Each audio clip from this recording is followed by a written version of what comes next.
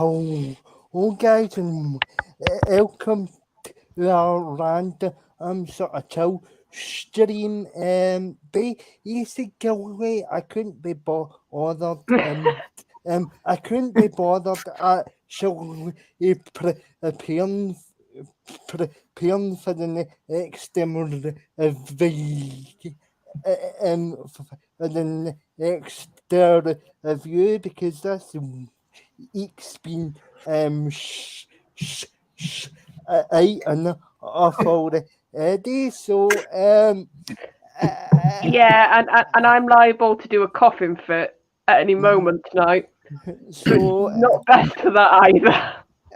so yeah, so let me introduce you to panelists to the five people that don't already know who you are. So first things first, I am co-host for the Aina Jut reviews and co-host of the excellent conversation streams in Charlotte. Welcome to the welcome to the stream. You're my appearance holder or on the channel by I consider for my arching at this Yeah, point. because I tell you what to do. Yeah. I didn't say I was the boss. You're the one who said I was the boss. Well, yeah. Someone So wears the now I'm trousers. taking that. Yeah. Yeah, well, I only say it to take the piss. But, Oh, right. so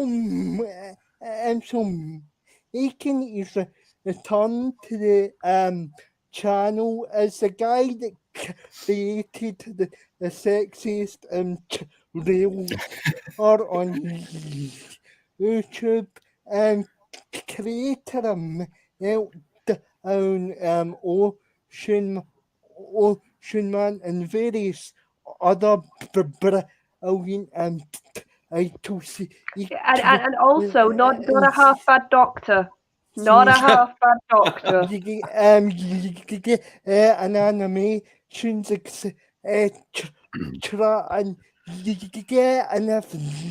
ask I threw his name in the hat for the 14th Doctor. I'd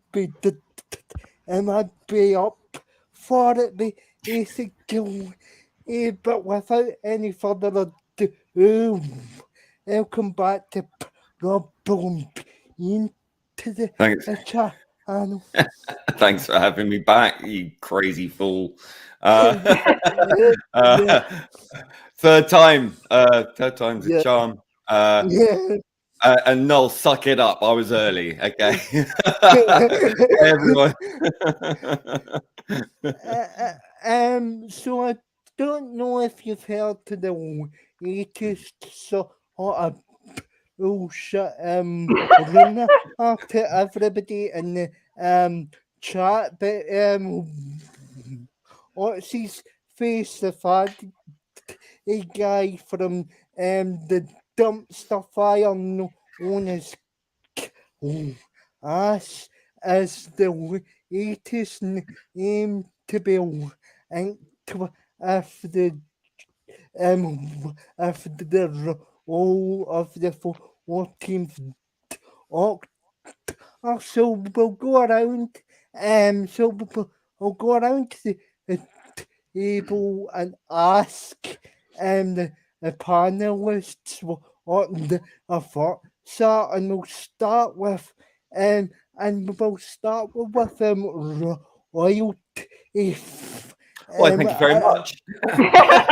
And we'll start with royalty for Austin. We'll go over with my host because as it is So Oh, I'm my lady gonna when it go- suits. I'll say that. Yeah. Right. Yeah. Honestly, he's one of the he's one of the few names that I don't really have a real emotion about, because I don't like look at him and think God no, but I don't really jump up and go God yes. Like it's very Yeah. middling, honestly, and Yeah. I was thinking the closest I can compare, if I think he would to be if he was cast, Yeah. is how I think a lot of the fandom saw Matt when he was Yeah. revealed, which is this quite young looking actor who's Yeah. not who's had a few like shows, but he's not a big name yet, and it would be seen as a bit of a let's see what happens type of choice. Yeah. So, but then the more I've thought about it, ever since the Hugh Grant stuff got rumored, the more I do think maybe we need to go a bit bigger name. Maybe we needed something that's really a name or an actor that's really going to grab public attention again. And I don't know if this fella, Fadi, that's how you say it. I'm sorry if I mispronounced it. He's not Yeah. that name. He's not on that level. But then maybe if they are going with him, they want to do, like I said, the Matt route, Yeah. which is let's really have an unknown that nobody can predict what we're going to get and see what happens. So honestly, like I said, I'm in the middle with him as a possible Doctor right now. Right. Well, I basically don't really want him as a doctor. And I think the show has to aim a bit higher and get a bigger name in at the moment to get it's on each basically and to generate interest. So do what or Ian or his so on it. Right. Go for it, Luke. Bullshit. No, look, we were having a chat backstage about this, and it smacks to me that this is a person who clearly has very little sort of regard for his NDA, and I don't think if that person was cast as the lead role that he would have done that and then taken it down and all this furor. No, that's the actions of someone who's got a bit part or someone who's got maybe a smaller role, maybe as a companion or maybe as a one-off or as a secondary character who pops up now and again. I kind of like a Mickey Smith. That's how I see it. Now, when he posted that with something like, what is it? Something ting, like new thing or something like that. I whatever. It's like, oh, Graham. It's this kind of street slang, street urchin language kind of thing, and I'm going to sound like a right snob in this. I don't care.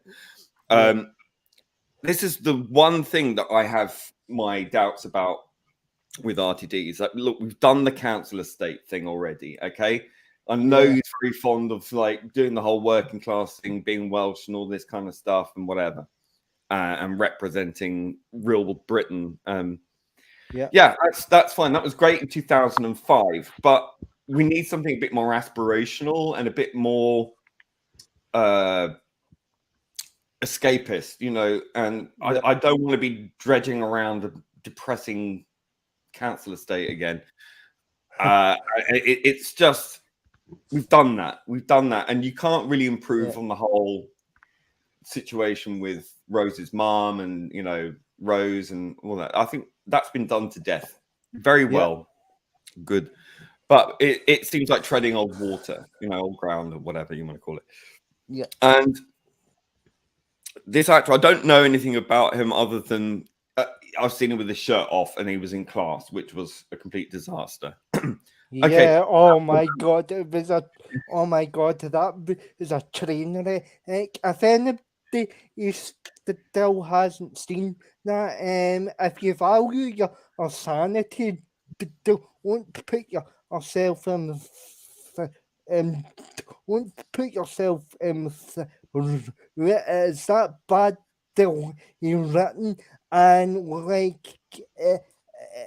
And there's a whole load of commentary that's that doesn't really that doesn't that doesn't really translate into the character development development, and it's all shoehorned in, and I think it's spiraled to a lot of the beat. I think that started the sort of trajectory with the BBC. I don't know what you guys Oh, I think there were about signs that. before that. Mm-hmm. I do think Yeah. there were signs before class. Mm-hmm. Yeah, I mean, it was Because- already on a trajectory, you know, whether we like it or Yeah. not, with Capaldi, because people unfairly dismissed him straight away. The original "Not My Doctors," you know. Yeah. But I think the thing is, though, if you underestimate your audience, if you treat them like idiots, you know, and present very sort of lowbrow caricatures of class, and I mean classes, not the TV show, but as in people, working class people, you're kind of treading old ground that was sort of, you know, Channel 4 of the 1980s. You know, we've all seen it. We've all lived in these sort of situations or around these situations. You know, a lot of us don't come from wealthy backgrounds and all the rest. We understand that, but at the same time, when you've got a man in his 20s saying things like "ting," I kind of worry that this sort of dumbing down process and misrepresentation or caricaturization of the working classes as people who say things like "ting" in a sentence is kind of cringe. Like, this is it's low brow, isn't it? It's very it is, and Russell has to be careful not to do that. Yeah, and no way. I think RTD is astute enough to know that if you put someone like that as the lead role, we've already had someone as dim as a fucking 40-watt light bulb playing the Doctor. It doesn't work. And I'm not saying this guy is dim. I'm just saying, when you start writing things like "ting" in a sentence, you know, on an Instagram or Twitter post, whatever it was, that doesn't inspire confidence, right? That doesn't make me think time traveling, like, space wizard, like, he's thousands of years old.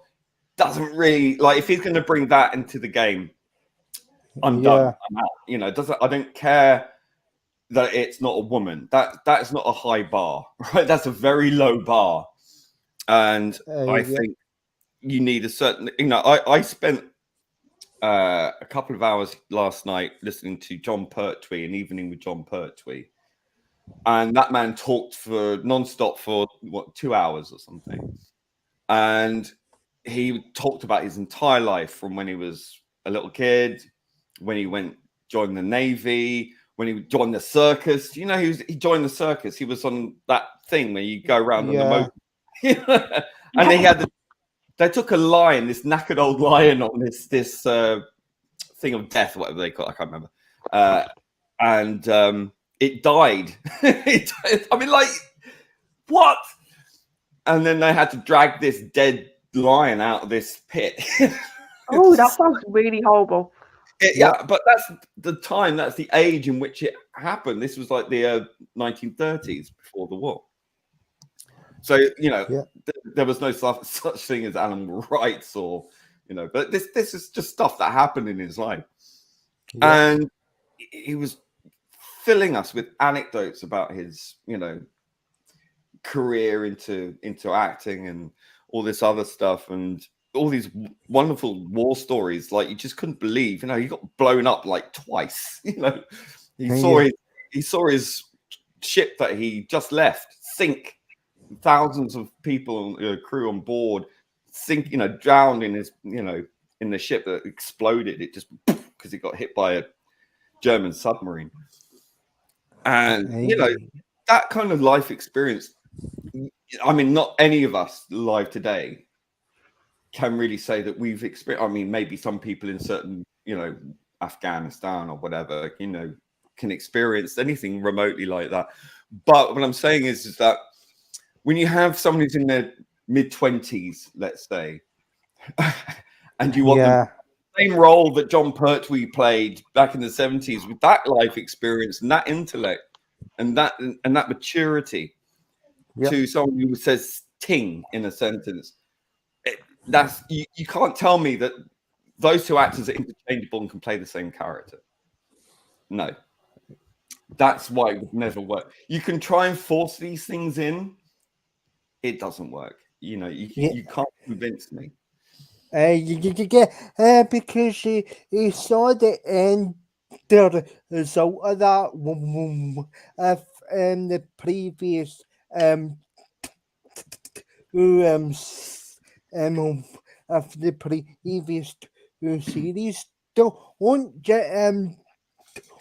just make it a geographical and sort of a power casting asked who you think will elevate the show, because right now the show needs a good kick up the arse. Often terms of commercial appeal and value, and in terms of the TV ratings as well. Everything's got to get eyes, and I think the only avenue you can go down at the moment is by casting a big name and a role and a male actor. See, the thing is with me, I have no problem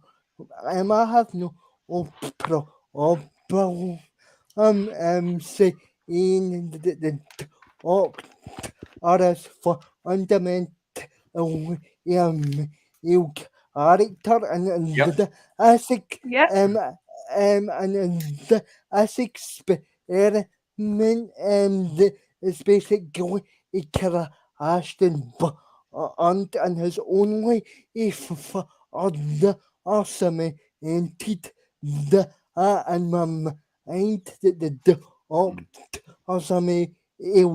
character. I don't know what you guys. Oh no, I think the Doctor is, but I think we do have to be careful, and Lee brought this up, that we can't just be, it's a male, that's okay. Like, we would all ideally want it to be a male, but then there still is a level that whoever comes in has to reach. There still has to be something in the quality of the actor that we can go, okay, I can see something there. And I think naturally, going young, you do have a bit of a risk that you could get somebody who is young and can be a very good actor, but like Lee said, hasn't got that life experience yet to naturally bring into the role. They've got to have that spark. Now, the thing that makes a successful Doctor is they've got to be slightly odd. They've got to be eccentric, right? They've got to have a certain wit and a certain intellect, a very sharp, keen wit and intellect. And the thing is, that's like oddballness. needs to come out. When you've got someone like Jodie Whittaker who's like, I'm mad me, you know, that mentality. Like, Yeah. oh, I'm so mad me. They're not, Yeah. you know, there's nothing mad about they try and make themselves sound more interesting than they actually are. And she's one of those. Yeah. She's really, I'm so commonplace. I am so normal, but I'm mad, me. Look at me, how mad I am. You know, that's not convincing anybody. You don't project how mad you are. You're either slightly mad or you're not. And I think that you need to be it's in you. Yeah. It's like, if you look at, and I can think of two examples, one from Classic and one from New Who. If you Yeah. look at Tom Baker talk, even if it's the most normal situation and he's just talking, there's this air about him of like, oh, he's a bit odd, and like, he's and I think, yeah, he's an odd, like, and then with Matt Smith as well, and that's why I think maybe some people will just assume it's easy to cast young because we've had Matt. But the thing is with Matt, he was so unique in the fact that we had this really young actor, but he had this inner old man. He had this inner old soul. And that's what I say about Matt, if I try and explain why I think his Doctor was so brilliant, is you had an actor who had that old soul mentality, that he could tap into something. That was the ancient being. That was that being who's seen too much, experienced too much. And to Moffat's credit, you know, I mean, for all the criticism he receives, I think, wasn't it true that he wanted to sort of make the next Dr. Capaldi and then put him off? Yeah. He wanted Smith because he saw something in him. Yeah, And he was like, Matt wasn't his first choice, apparently. It was purely the audition. And he just thought, God, like, Matt's got something about him. And he took it seriously. He wasn't a fan, but he became a fan because he researched the role, fell in love with the character, particularly Troughton's iteration, quite clearly. And it shined through. He understood it, and it's intrinsic to his nature. So it grafted on easily. Yeah. Whereas with Jodie Whittaker, it's pure pantomime. She doesn't take it seriously. Yeah. It's like a children's TV show thing to her. So she's going to do the whole let's talk down to people because they're 5, you know, and it's really cringe. Yeah, but here would be my our point to like the now for on my production team. Like it shows a family sci-fi show. It's not just targeted to towards kids. I mean, also in all sorts of generations have grown up with us and you've kind of got to appeal to everybody on both sides of the on both sides of the social political argument, and not just some tiny minority of people, because you're never going to get that audience that you are trying to attract, because it doesn't even exist.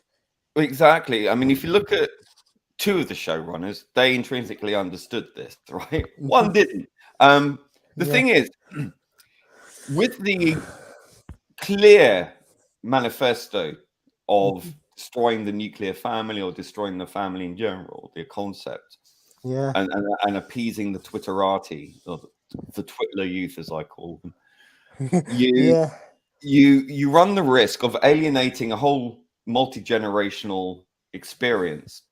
And yes, of course, TV habits change. Most people watch TV by themselves or not with their family because they're living apart from their family. They used to. Nowadays, of course, they live in the mum's basement or whatever.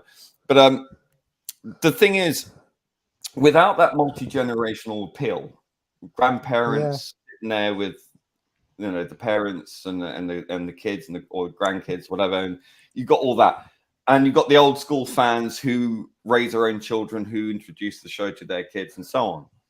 Now, if you're just appealing to 20-something group of people or teenagers and 20-somethings who, in this generational time, don't want families, they don't want to get married, they don't want to have kids, they're going to have no one to pass it down to, and that's not going to keep the show alive.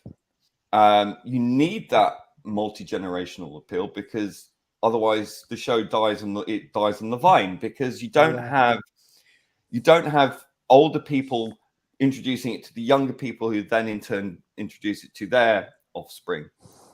Because and it's also generation more fickle, so they would just move on to the next fad, and then it will die. Yeah, and also I've always, because I've seen this approach not just in Doctor Who, it seems to be a lot of the legacy programs who love to bank on the fact that it's got a name, who loves to bank on the fact it has an inbuilt audience. Yeah. But then they seem to hate the fact that it is multi-generational and it is sort of a passing on exercise a lot. And it's like, well, but with the property you have, it's gonna have that built in, but you want to seem to ignore that. I hate the nostalgia bait, like even things like Blankety Blank. Yeah. They bring that back, and it's so flashy, and it's got all the big set, and it's not meant to be that. But it's got the name and people's nostalgia baked in, but it doesn't deliver. It's a hollow shell of itself. The cheapness of it, the humor of it was all. The whole thing was based on how cheap it was, and now it looks all sort of flashy. And that's not what it is. And that's the same thing with Doctor Who. It's all flash bangs and whistles, but the heart and soul of it, the intent of it has been scooped out. And everyone's so focused on the shell. Everyone's focused on the packaging, the branding, the special effects, and then obviously you got the whole sort of political element to it. Yes, it's always been political, but it's not only been political, and it's not just been ideologically political. You could argue that the Green Death, for example, was a partisan political, but it was an emerging thing. They're trying to rebrand climate change as this new, ecological thing. No, we've always been ecologically minded. We always want the planet to live.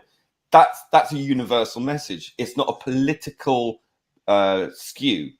It's a sane mentality. Well, the difference is 5-10 years ago, when media wanted to tell these sort of stories, they would show both sides of the aisle.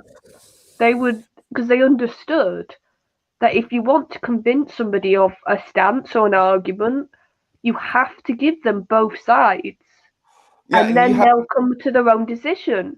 You have archetypes like Davros, you have archetypes like Morbius, you have these sort of universal archetypes of villains. The Master is an archetype, for example.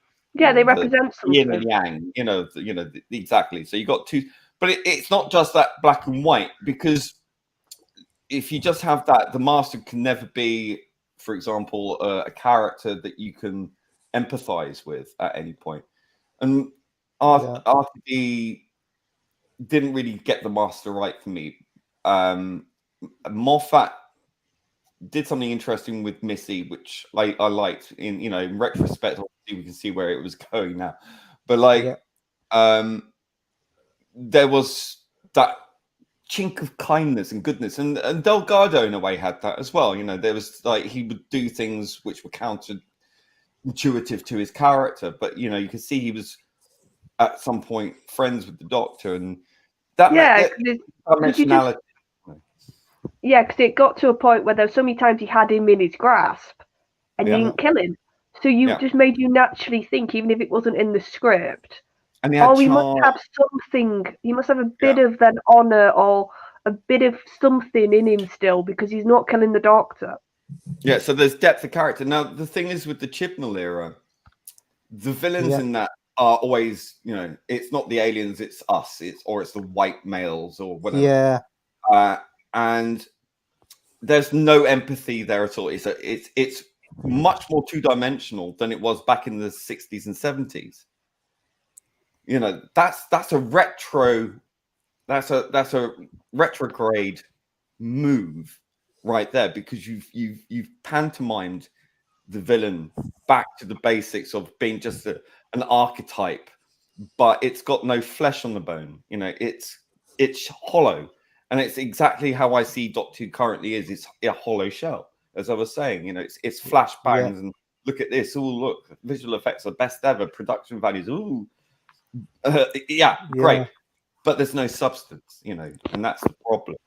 Yeah, and I mean, yeah, and I mean, it's and it was the same with eyes are shut, or as I would like to call it as well. I mean, okay, I mean, fair enough. The FX and the visual all looks simple. But the actual scare but the actual scare have been inserted up and the IPs over the past few years years have been Utter garbage. Yeah, because they're absolutely awful. Well, Yeah, you've got with Star Wars, it's got that problem that I've had for ages with media, which is you've got a female character, and you put them in the center point of your story with Rey, but she daresn't have a flaw, she daresn't do something wrong, she daresn't have a moment of weakness. She must always be in control. She must always be powerful. Yeah. And that's just boring. It's boring and it's insulting. It's like you've got to connect to these characters. If you fear writing for women or people of color, which is a horrible expression, then maybe you are the one who has the problem. Like, you know, they're quite quick to call people racist and sexist and all this, but yet they're afraid to write women or people of color with any nuance, with any depth, and they have to be perfect, even though they're meant to be perceived as already beyond reproach and, you know, and perfect in every way and good, and they still come across as narcissistic. They come across as incompetent. Even, you know, and even though they're incompetent, they're lauded as being the bestest ever. And it's kind of Orwellian doublespeak. You know, it's really surreal how people it's like I was watching some slightly off topic, but it makes the point. I was watching I'm a fan of Susie and the Banshees, right? A great band from the 80s, and love their music. And I was watching some sort of latter live performances, and Susie Sue, the lead singer, clearly lost her voice. You know, just singing flat, like awful. And I love her, but it was awful. And people in the comments on YouTube say, "Oh, she's singing the best ever. Oh my God, she's amazing. Oh my God, I died." You know, all this kind of toxic positivity we hear, like this, do no wrong. And it's so patronizing, and it's not true. And I really don't like that. You know, like, can we just talk honestly about this? Like, and that's the thing, you can't with this. And I find that is deeply concerning. Yeah, and that's why I know Lee watched it. That's why I loved Arcane on Netflix. Because I love Arcane. Have you seen it all the way, Lee? Yeah, I fell in love with it. Absolutely. I'm just checking because I'm terrible for spoilers. I won't go into really big detail, but basically, Arcane is all about damaged people. It's all about people who have been given the worst lot in life, but a lot of their circumstances are horrible. But then on top of that, they also make really bad personal choices. Yes. Yeah. And there's nothing really pure left in that world in Arcane.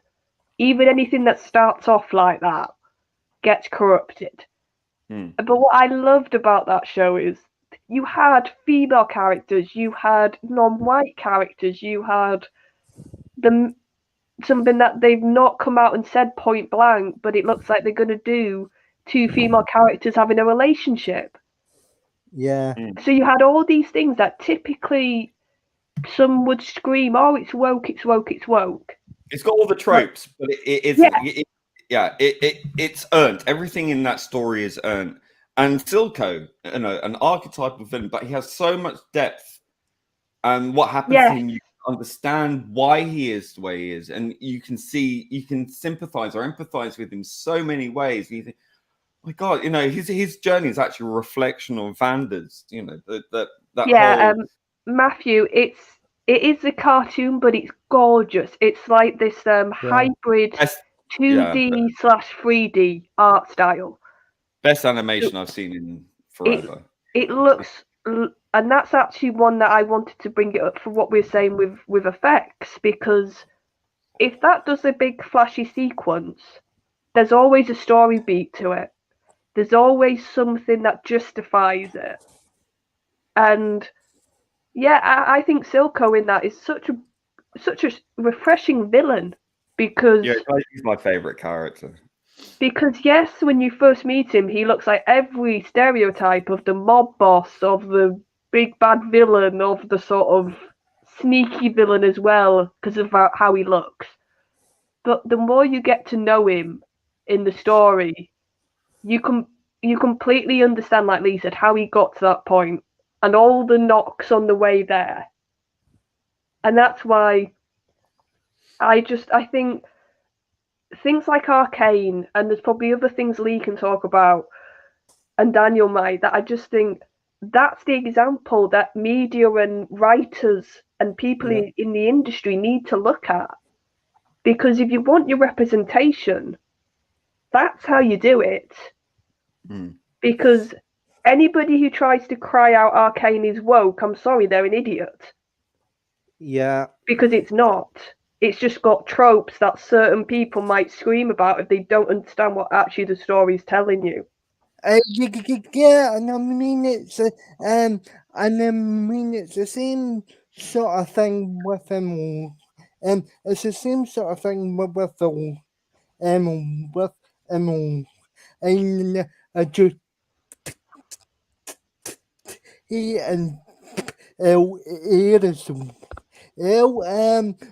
both both of those shows both of those shows would be described as progressive, but like it's the shows are hand to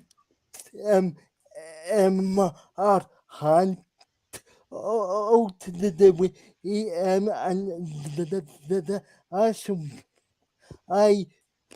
people are gravitating to all of those so I think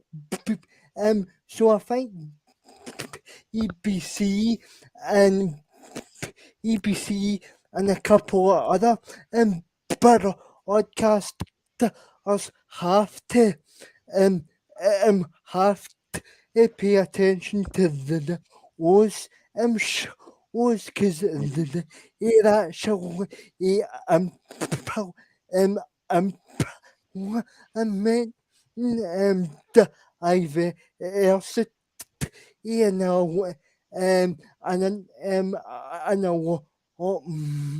diversity,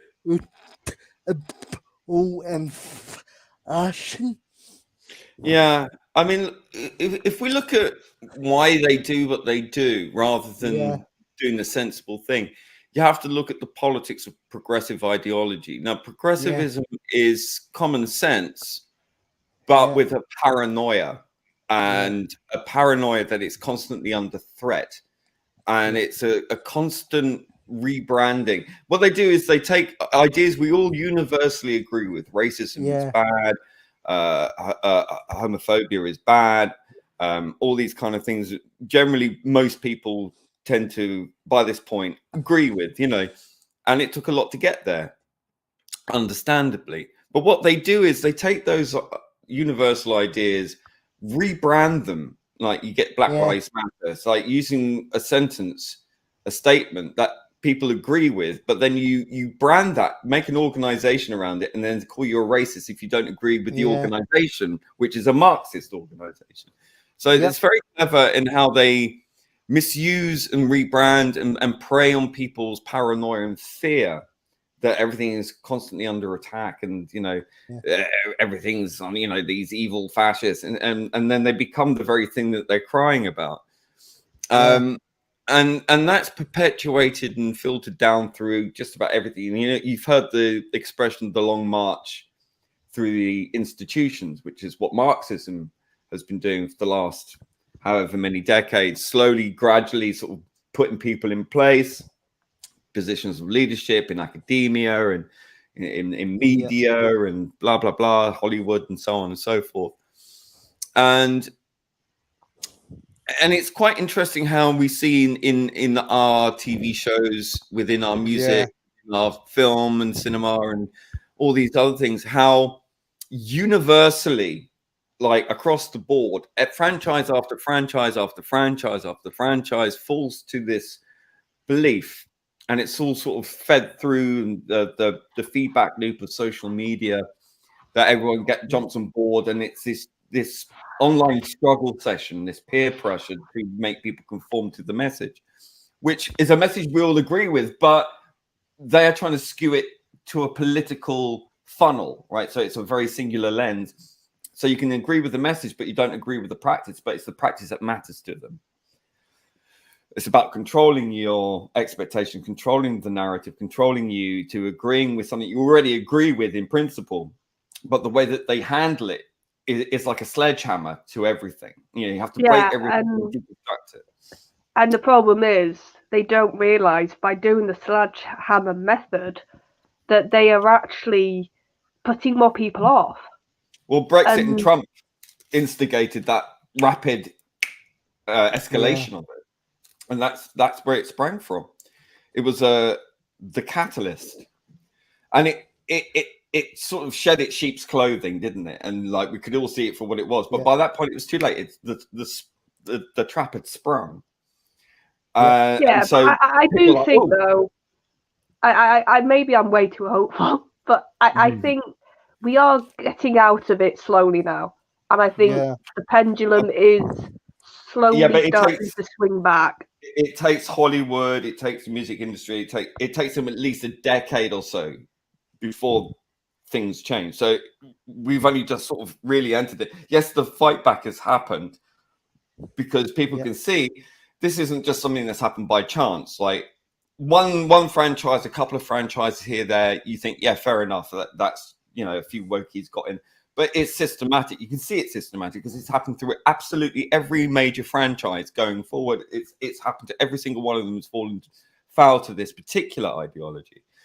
And so it's quite clear that this is a organized movement. This is something that hasn't happened by chance. This is something that has happened by committee.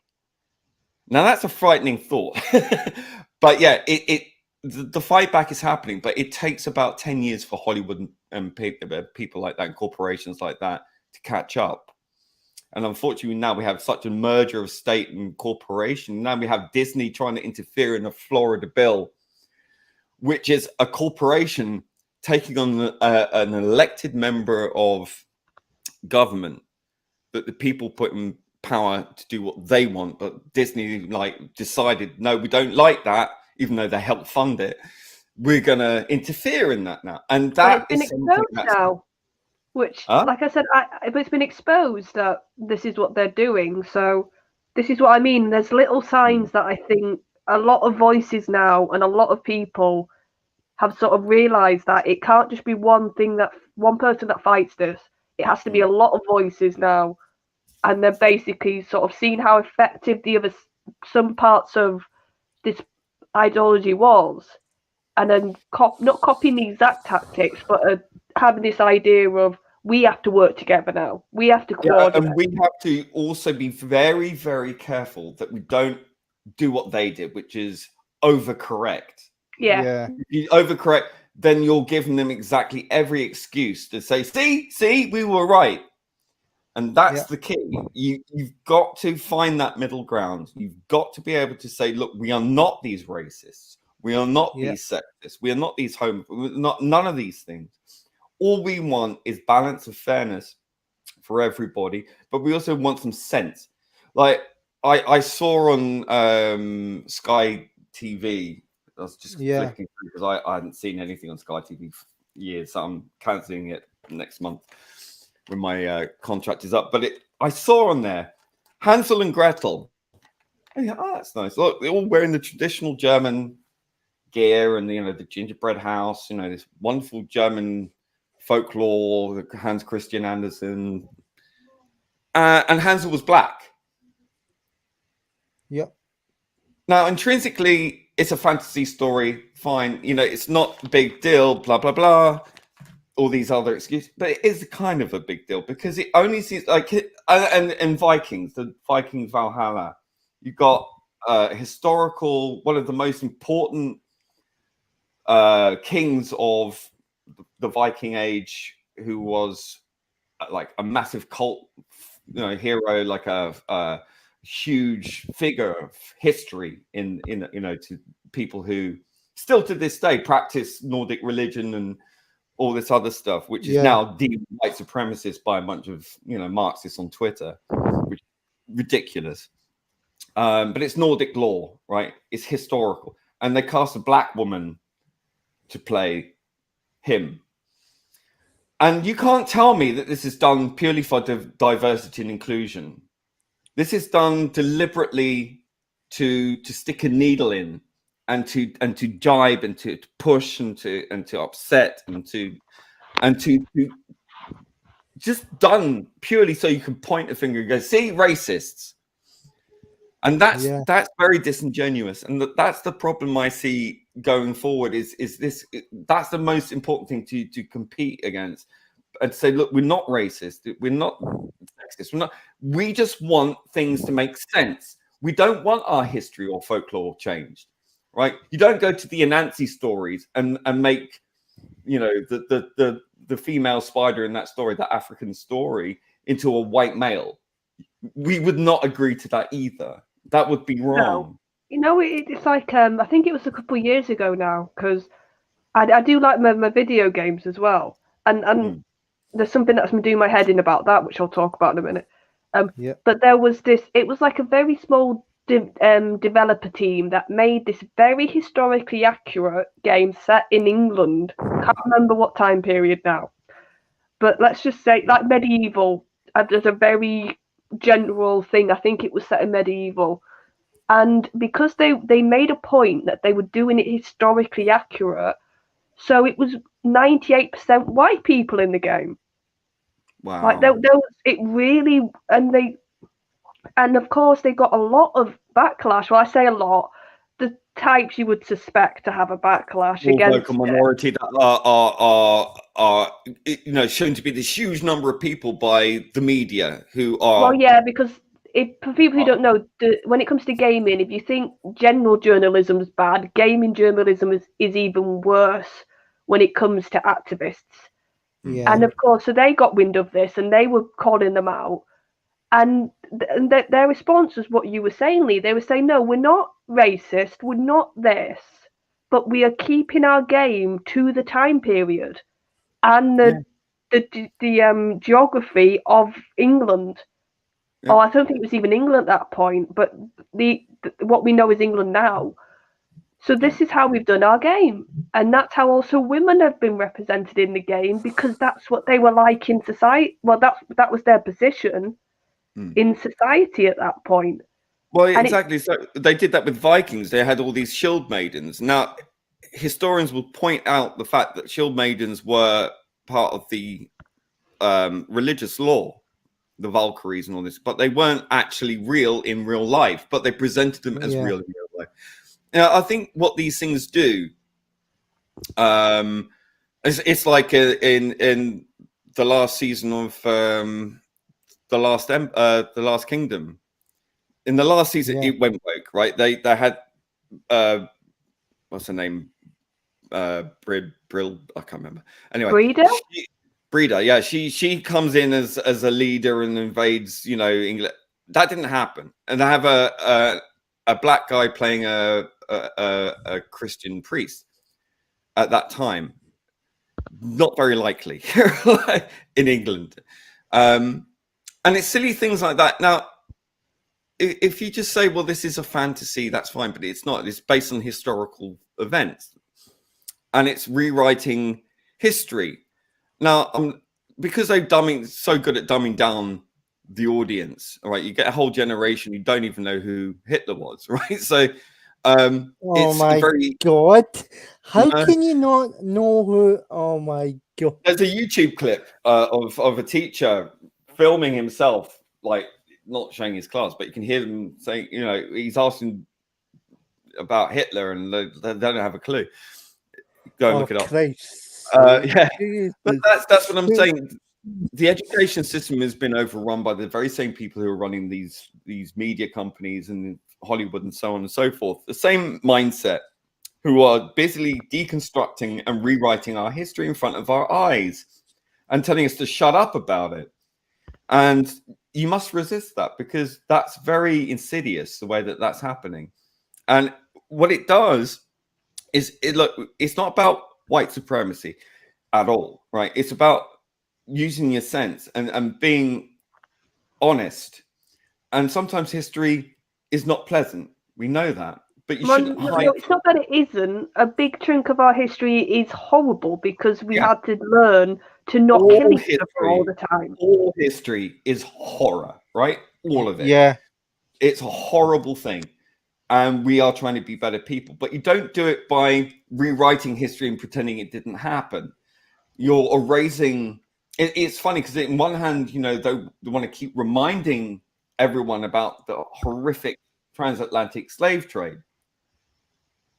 But they're also busy ignoring it and saying, oh, black people were always lords. Black people were always in England. Black people were always in London. Black people were always, women were always in charge. It's not true.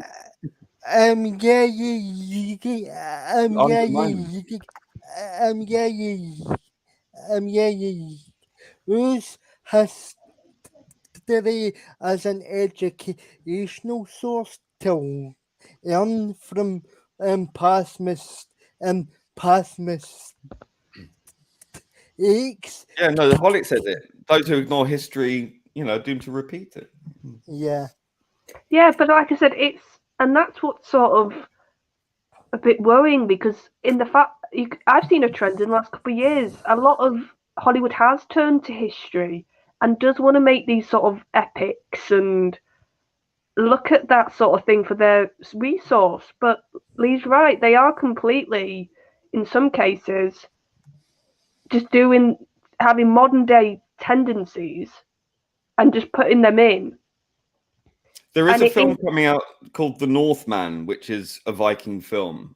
And by all accounts and purposes, from a few YouTubers who talk about Vikings and things like this, are saying this is the most accurate thing that they've seen. So it's not going to be laden with all these. So that's a good sign. And hopefully if that's successful, that will set a template. Yeah, no, and that's what I think needs to happen. I think we now, like I said, some examples, like I used Arcane, sounds like this Northman is in that same sort of vein of Hollywood, the stuff that we really enjoy and actually does it right. We need to make sure Hollywood sees us supporting it. Yeah, the only problem with Arcane that I can see going forward for the second season, and it's always the second season that dictates where it's going. Remember that every time it's the second season, it collapses. It happened with The Boys. It happened with a whole slew of these franchises. The thing is, with Arcane, it had several years of writing production and getting it and also nobody going in thought it was going to be as good as it was. Yeah, so they had low expectations. Yeah, and this is proto woke, so it was not filled laden with the woke tropes by that point. and maybe too late to have injected it in at that point. So the second season they're going to have a much shorter time frame to do it. So I'm worried about the quality drop as well as where the wind is blowing on this, because even though the tide seems to be turning, they're doubling and tripling down and they're not changing. And I don't know how much more the burden on them is going to take. And it makes me wonder, actually, how much money Hollywood particularly has been given a golden goose somewhere along the line by some group or some rich maniacs or Marxists like the Communist Chinese or whatever to fund the losses that Hollywood is taking, because they're taking a massive hit, but they still pumping it out, and that makes me very interested as to where the money for that is coming from. Well, it's not from the general public. You're right. Well, exactly. So where is it coming? That we've had even some blatant movies that have been nothing short of, like you said, nostalgia bait and crowd pleasers. You don't make them unless you need money. Yeah, but but you can only rely on nostalgia for a certain period of time, because you're going to have to start creating others other stuff eventually. You can so you can only go down the nostalgia route for so long, but we're running out of franchises. It becomes that as well. Yeah. So at least there will come a point when they literally either the engine and his non-binary, either in his non-binary engine. They are running out of things to destroy, right? They've gone through all the major franchises one by one, and they've all fallen to this. Lord of the Rings next. So ultimately, what they're going to be left with is a wasteland of franchises, and then they're going to have to create something new, which they always fail at. And they cannot even look. They can't get it right with anything else. They don't have the imagination in order to make anything convincingly good. So it's a self-ruination. But the trouble is, as each successive generation comes along, they're only going to be exposed to crap and think that that's the bar. And this is why I guess physical media really is that important, because if they're going to start interfering with things that have already been done, or cancel things, or erase things, or like book burning of the 1930s in Germany, there's that kind of thing, or they're going to re-edit these things and take out things and put in things and stuff like that, and that is going to be a real signifier of where this is going, and to watch out. Because EBC have re-uploaded Britain, but if edited it's onto era like the blackface which has been out, but yet you still have people that are complaining about the anti-Republican sketches, and like see for me, right, odds on the table, I'm a chair user, but I was never offended by the anti-Republican sketches. I found them hilarious, right?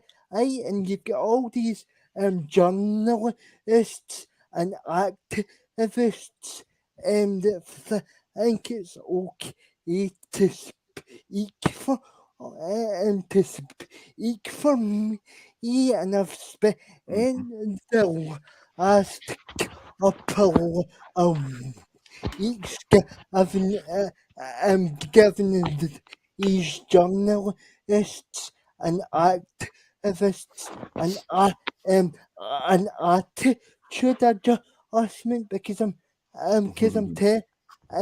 telling you because I'm telling you these journalists don't speak for me. Yeah. To be honest. Yeah, my brother's disabled. You know, he's in a wheelchair. He's got spina bifida, and he loved Little Britain. And we all did. Because comedy, however uncomfortable comedy can get, it always tells the truth. And the truth is an issue that Marxists have in their toolbox. Is they don't like it because truth is like a spotlight, and Marxism is built on lies, a tissue of lies. Like, for example, Marx, when he wrote about the capitalist, he was referring to the bourgeois. The bourgeois means town dwellers, and the town dwellers and the capitalists that he was referring to was the Jews. Now, the Jews were forced since the medieval period to not be allowed by decree by the church. They were not allowed to have any job because usury was forbidden. So usury is like banking, like like money lending or anything like that. Exactly, and only the Jews were allowed to do it because they weren't Christians. And then obviously they were banned from doing any other job like carpentry or bakery or what. You know, they were forbidden from the only jobs they were allowed to do was usury because they needed banks, obviously. So then obviously the Jews got rich, and this is where all the tropes come from. So when Marx writes about the capitalists, he's actually talking about the Jews. And as we know, all these sort of forms of socialism and you know, the Marxists really love to try and fool people into believing that Hitler was not a socialist.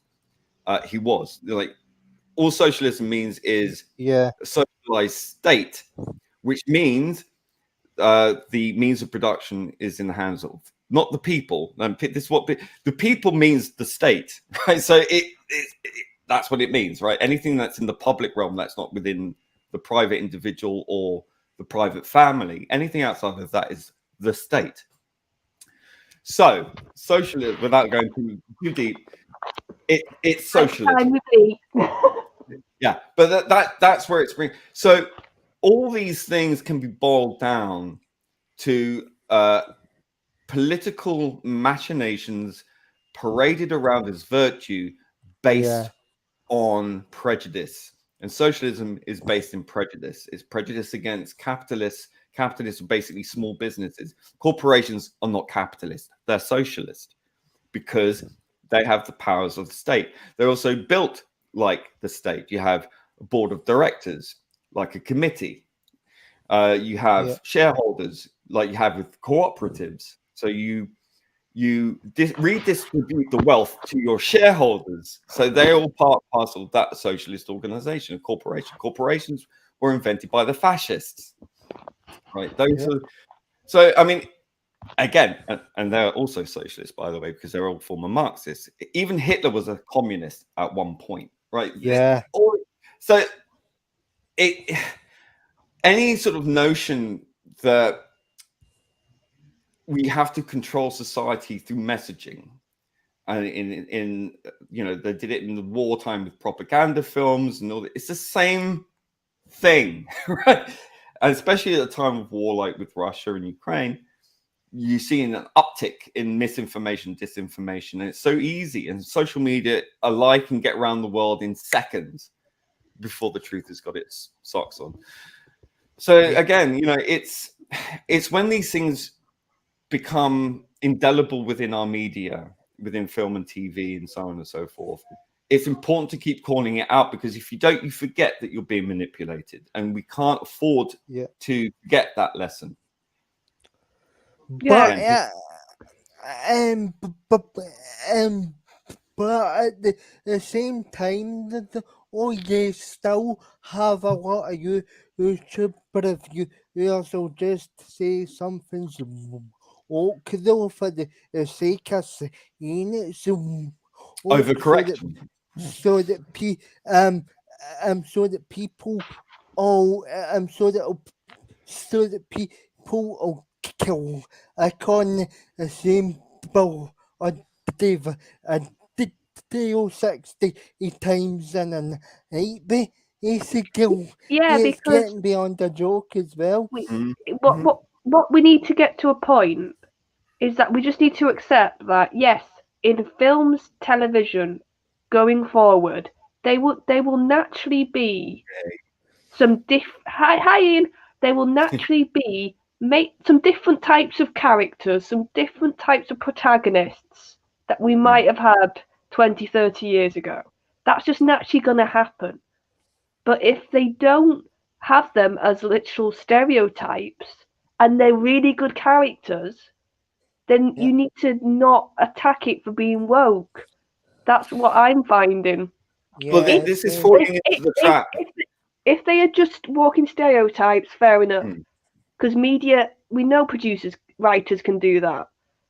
But we also know that some people might just want to write a story that just happens to have a woman that's leading it.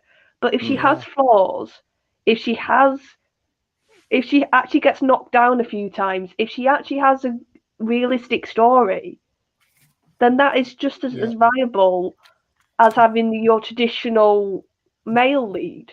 Well, this is a problem when you have a narrative led by an ideological opponent, if you want. They've created this schism, but they also control the schism. So you've got this separation of society into a sort of very ironically binary situation. And they control the narrative. And then you're playing into the identity politics by talking about it because you're forced to. And so the go-to is that we all talk about stereotypes because we're forced to. So like the whole issue of having a black man where a white man is, or a woman where a man is, and it's all based on, it's like the casting of the new Uhura in Star Trek, whatever it is, Brave New World. Oh, Strange New Worlds. And they cast someone who is atypical of femininity. You know, she's quite masculine almost, and it's this kind of upsetting the apple cart of identity and stereotypes. And stereotypes exist for a reason. I'm not saying they're good or bad, but I'm saying that when you go play to the atypical of that character, you're undermining that character, you're subverting it, and it's a conscious thing. And then all we end up talking about is stereotypes and archetypes and subversion. And I think if subversion is the only toolkit that you've got, you're not focused. It's like Terrence Dicks once said: if you're focusing on the politics, you're not looking at the right aims. You know, the story and the character. And I fear that the overreaction from, let's say, our side, if you want to look at it in tribal terms, the fandom menace and such, is that you get this and it becomes a fixation just as much. So you're being played into talking about it and into opposing it and not thinking about it anymore. It's just a reactionary thing. It becomes second nature. It becomes like a muscle memory, and your instinct is to reject or to purge or to, you know, you get a gut react, and that's exactly what they're trying to do. They're doing that. They're provoking you into a response. They're provoking you into reacting to it, so they can point the finger at you.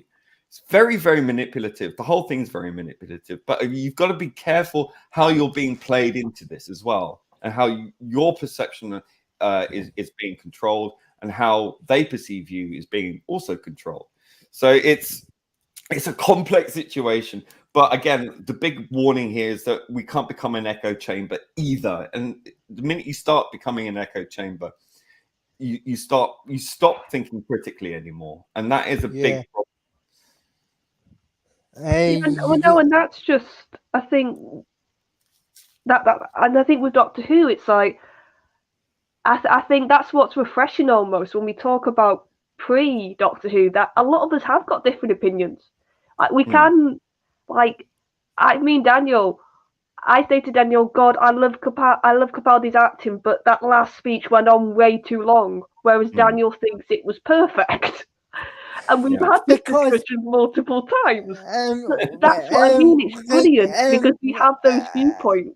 Like, because maybe I've got the like rose tinted glasses on. Capaldi, he's my favourite Doctor and stuff like that. So maybe it kind of colors my view a wee bit, but like in comparison to the speeches, though, we've got Charlotte and Pastor. Yeah, but that's not. You have fair. you have to admit that is like an Oscar-worthy speech. Yeah, no, I never said Capaldi wasn't good. And compared to the shite speeches that they've got, those incoherent speeches about and all. Yeah, but I hate to make the comparison, but by the end of Capaldi's final speech, he was just shouting about pears. I'll tell you what my thoughts are on this, right? And this is how I perceive Capaldi's closing speech. Yeah. To me, that represents the death of the Doctor. That represents almost a delirium state, but it's also the death of the individual. He was talking about pears because that's a particularly individual thing to say. It's like the Doctor saying goodbye to his individuality before he became this weird caricature that has no basis on individuality. It's the most conformist Doctor we've ever seen, and the most banal, and the most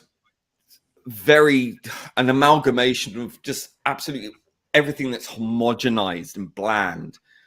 And for me, even though it was an over bloated speech, it's an important one because it's like a resignation letter, the resignation of self, the resignation of his individuality, saying goodbye to the Doctor. For me, that's I love the last line. I think that's one of the best final lines the Doctor's had. Doctor, I'll let you go. Yeah. No, like that is the only way I sure with that. It's a dark age doesn't like Davis. So yeah, that is the only way. That is the only way. I sure in that speech because he never let the character of the Doctor or go BBC or out like yesterday's rubbish, which he was categorically fired. Absolutely. But it was absolutely disgraceful. Remember the interview with what's her face? Zoe Ball? And BBC Radio. He had no idea. He had no idea. He had absolutely no idea that he had no idea that he was getting pushed out the door, which is an absolute race. I tell you why he got fired. He said, and this happened soon after he said it. He said he wanted to go on for like another few years. I think people at the BBC, people like Stevens or Wenger, were like, no, because we want to get our agenda in full time, proper. Like, I mean, they bringing it in during his run, they underserved, and they had one of the greatest actors underneath Baker and Pertwee to play the Doctor. And they underserved him by producing stories which were just loaded with this insincere garbage being injected into the stories. I don't know how much of this was put upon Moffat or how much he was on board with it. I have my suspicions, but it was really, really very clear how they went about this, and it's come back to bite them on the ass, and they're still in denial over it, which is absolutely beautiful to watch because it's so transparent. But it was such an insult to a great man who cared deeply about the fandom, cared deeply about fans, who took so much time and effort being personable to individuals. And that's how I see Capaldi. I see him as an individual. Like he was a punk rocker, right? So he had that individuality absolutely ingrained in his DNA. And they replaced him with a brand, a new brand, this plasticky, cringe, entitled, bland, homogenized character. They changed the sex of the Doctor and didn't even bother to address it other than to be triumphalist in throwaway lines like I've had that has out of the many faults I have with the overall writing currently, it's that you've had your first female Doctor, and I think Capaldi is also a good comparison in the fact that when the Doctor went into Capaldi's face, which was the most old he's looked in the new run. I know in classic we had older actors, so it was a shock, and I think that's how they wrote it. It was a shock almost to the Doctor that he went old.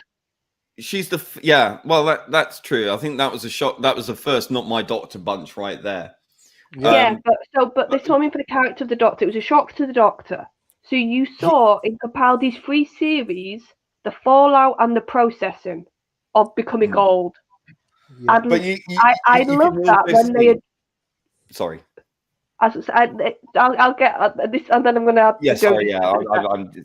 My brain like 90 miles an hour, and I'm like, if I don't say it now, I'll forget. Go on. Sorry. No. So we saw that very long form telling, and I honestly think that's why Capaldi needed some more series, because they were deliberately doing long form storytelling with him. So you saw that, and then you had a female Doctor, your first female Doctor, the Doctor's first time in this sort of body. And it does not factor into the character whatsoever. We've not got anything on the surface in reaction to this new body. Now, and Joanna Lumley, I think that's daft, and I don't understand why they didn't play with that at all. Joanna Lumley, in one tiny sketch in that Doctor Who Red Nose Day special, did all the things that you'd expect a female Doctor to do, right? Ooh, lumps in weird places, and maybe like take a peek down your drawers, because you would. And flirt with the Master. But you know what the common thread is with all the actors to play the Doctor except Jodie Whittaker? Intelligence. Yeah. I think also it's intelligence, like you said, and it's knowing what they wanted to do with their Doctor, because I think Capaldi, what you were talking about, that individualness, I think because he was a because he knew the part and he loved the part for so many years beforehand, he very much had an idea in his head how he wanted to play the Doctor. Yeah, and you can say that there's an amalgamation of like Pertwee and Baker in there, and that's fine because you understand there's a continuity there. With Jodie Whittaker, it was a complete break. Like, I mean, a clean, dead break. And my goodness, the stark reality is the awkwardness in which she portrays the role. I mean, she's written to be a moron. She acts it like a moron. And it's unashamedly moronic, but they think it's the best as ever. They genuinely think that they've done the best job. Maybe it is. I don't know. I just think, how can anyone be that careless and that stupid and cast someone who, for the first time, if you look at any interview with any actor to have played the Doctor, they're erudite, they're witty, they're sharp, they're intelligent, they're slightly odd, and she's so anybody's mum. You know, she's like a supply teacher. No offense to supply teachers, but you know, that kind of I don't know what I'm doing here, but you know, I'll get on with the job. And you know, hello kids, hello, you know, and it just doesn't work because it has a different energy as well. And I think that does also come down to a certain male energy as well. Like, you can't fake that. And if you've been a male for thousands of years, over 12 lifetimes, no more than that, obviously, that shock must surely have some effect. But none of that was. It was like every other Doctor has some sort of post-regenerative haze, right? Fog. Not this one. She was like, boom, through a fucking metal roof of a train, no problem. Off she went, start figuring things out, and then all this non-stop diarrhea coming out of her mouth, and it didn't stop. And it was one note performance. She has two settings, right? Talk incessantly, complete nonsense, and making pop culture references. Oh, I mad me. Oh, you know, bumped into Noel Gallagher and Leonardo da Vinci, whatever. You know, just like, oh yeah, I did name this dropping. Yeah, which is a trope, right? It's a trope of Doctor. So she's playing it as a pantomime. It's written as a pantomime, and then there's no depth to it. And then that's one setting. And the other setting is frowny face, and then like, oh, the emotion. Daniel's got another face in mind, I think. Yes, conch face. Or the face of constipation, as I'd like to say. Because she's because like every time she screws her face up, it's as though she's needing a shite. I mean, I've never. Isn't it funny though? She looks constipated, but she's constantly having diarrhea, verbal diarrhea. I mean, you never saw that with any other Doctor, because they had the personality and charisma and something about them. That made you believe that they were the Yeah, she's a charisma vacuum. Yeah, right. She's got this grafted on personality without anything behind the eyes. Sorry. Yeah. If I'm being kind, I honestly think we've almost got an actress that in another life, in a sense, could have been not a bad companion, but she's been given the Doctor role when she never should have been. Yeah. I honestly think Jodie could have been an alright companion in the modern run. The only reason she got the role is because she was the second choice and she had a vagina. And that's all there is to it. Yeah. It didn't matter that it didn't fit the character. It was irrelevant to these people. Yeah, so what are you hoping for with the some new series? What type of stories would you like to see in the new era? I know what I don't want to see. Yeah, but I'm trying to think which ones I do now. What type of stories? I would like to see something, not a copy of. Look, I just don't want to be hanging around a bloody council estate anymore. Yeah. Right, we've done that. Very good. But we need to get away from it. I don't want a repeat of that. And I'm worried with this casting of this fella, Fire. What's his name? Yeah, Faddy. Faddy. Something. I can't pronounce his name. Don't get Yeah, me. well, I just I suck at I suck at pronunciation. I barely can pronounce your casting. Oh, none of us can say lead. Your casting choice. You that? yeah. Yeah, and it's a miracle that I'm a broadcaster. But carry on. You're the best, man. You're the best. But yeah, look, I just don't want to be patronized by someone who you may have had a working class background, but you can't say that he's lived that life for as long as he's lived the life of comfort. And I just don't want to see yet more representation for the sake of it, purely because you got to speak to the people. And it's like, look, the people get it, right? We know what it is. We want escapism, right? We want to go to another planet, please. Exactly. Yeah. Exactly. I want to get the fuck off this planet. Yeah, exactly. Bad to we'll have the budget now, so there's no excuse. So can we just get off Earth and go to other and go to other planets more often? Yeah, maybe because I'm trying to think of a good term for it, but maybe that's it then. We'd like to see a proper exploration doctor that just because I thought with out there.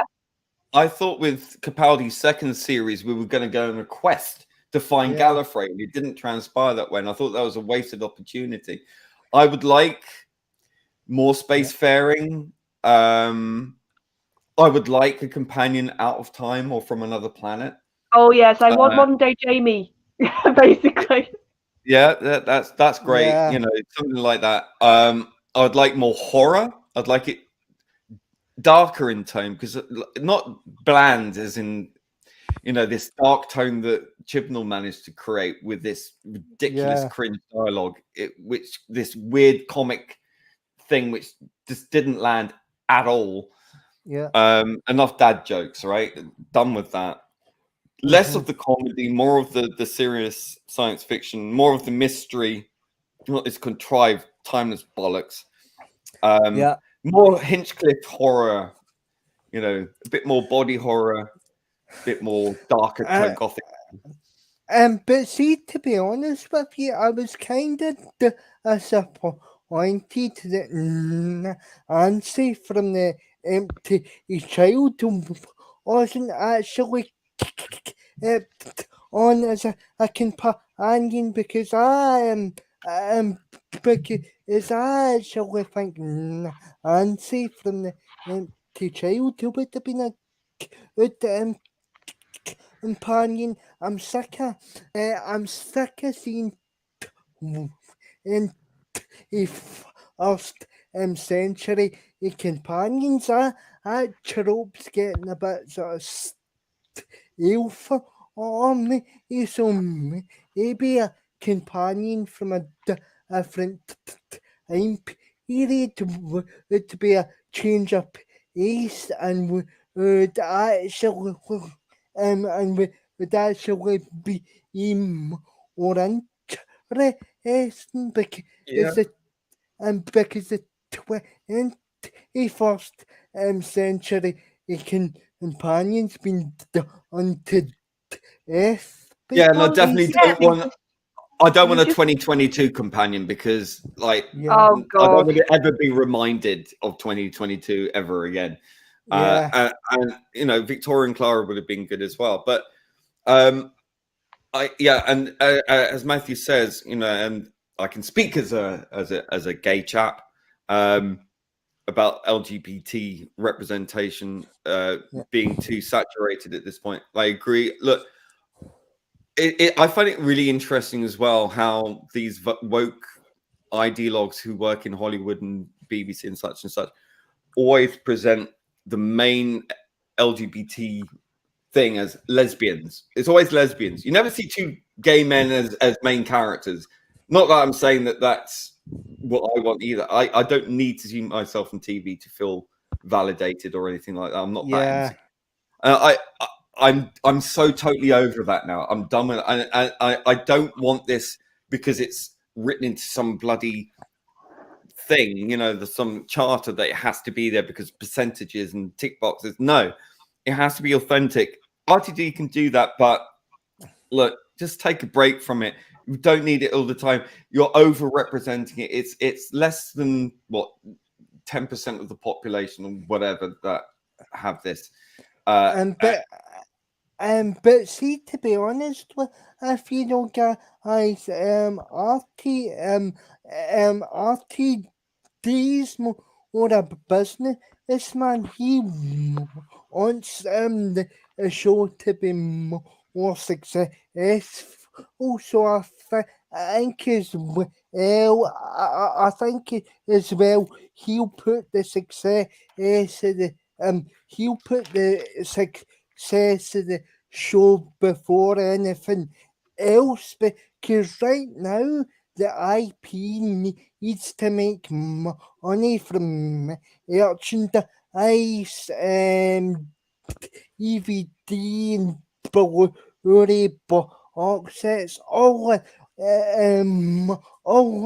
that sort of stuff. Yeah, I just think all of that sort of stuff.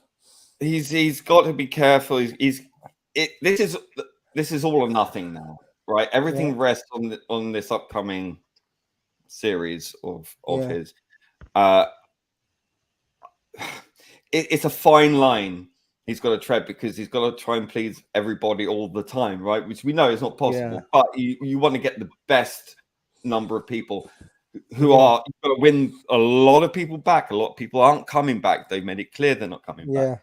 You've got to find that new audience as well, but you've got to balance it with the old one again, because that's where the generational breadbasket is. And the thing is, you've got to decide what Doctor Who is and what it is not. And that needs to stick. All right. Now, Bad Wolf has got this. They've got it for good, or certainly for as long as it's successful. Now, I don't want to see another bloody Doctor companion romance.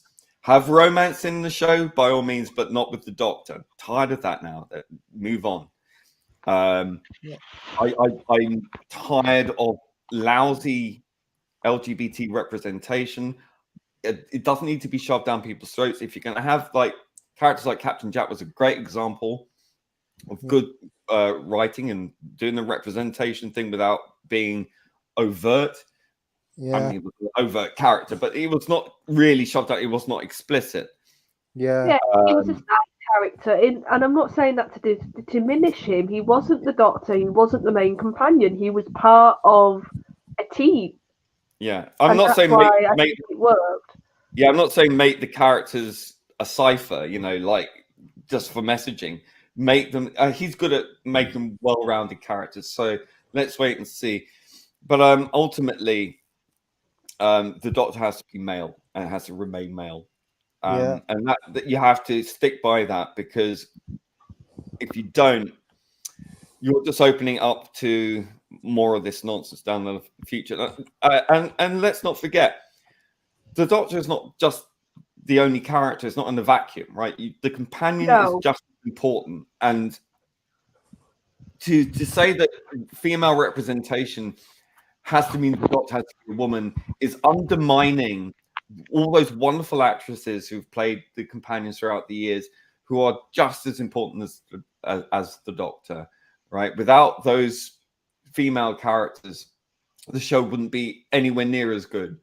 If you had a male Doctor and a male companion, and that's it, we had Jamie and the Doctor, but there was always a female element there. Yeah, there was Victoria. There was. Yeah.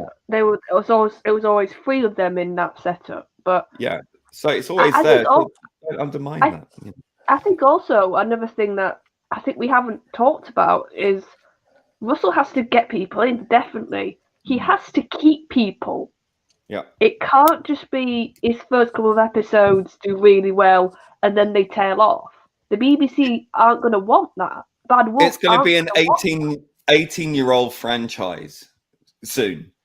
Yeah. When he Well, comes back, you know. Yeah, it wasn't almost and I think it'd be 20 by the time the series 14. Since the new who era started. Yeah, as a continuous run, I'm talking about, obviously.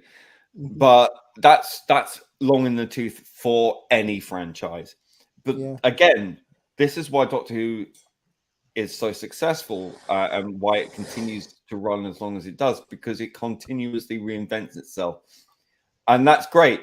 It's good to experiment, but what they did with the Chibnall era is that they went too far and they didn't know when to stop. And because they were so committed to the message, everything else fell by the wayside. And it's fine to experiment. Absolutely, it should be experimented with. But you have certain things that are a thread that runs through the entire thing from Hartnell on. And Chibnall cut that thread. He broke that. He broke it. And that's a very difficult thing to come back from. It's a poison chalice at this point. Only someone like RTD, and it's not everyone is happy with him coming back. And I can understand why. Same here. I don't want to see another soap opera element to this. So can I ask him? You problem, Ian? Because I know that Ian, you have had similar thoughts on the era and I have to say and I have to say yeah, table of un Charlotte for review un piece of shite every Sunday by the We got 2 more to go, Lee. But can I ask can I ask are you going to have RT Ian Bad for shot? Well, I think there's going to be an element of rubbernecking from even the most hardcore I'm not coming back people. I think everyone's going to want to know.